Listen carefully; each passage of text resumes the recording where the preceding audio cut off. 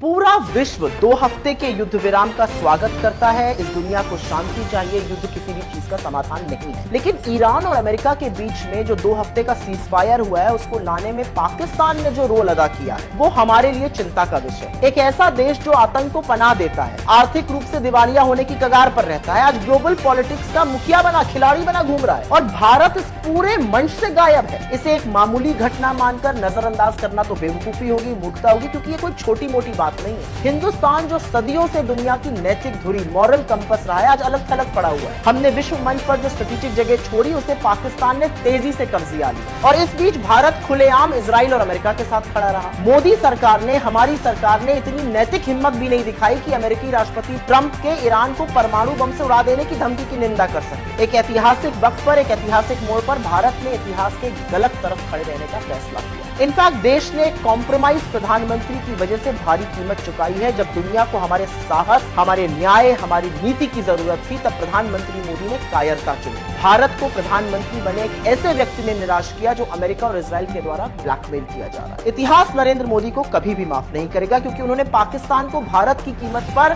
Global stage पर एक role निभाने दिया। ये देश भी आपको माफ नहीं करेगा मोदी जी। आपके कॉम्प्रोमाइज होने का, आपके ब्लैकमेल किए जाने की कीमत हिंदुस्तान, हमारी साख, हमारी अस्मिता चुका रही है पाकिस्तान की कीमत पर।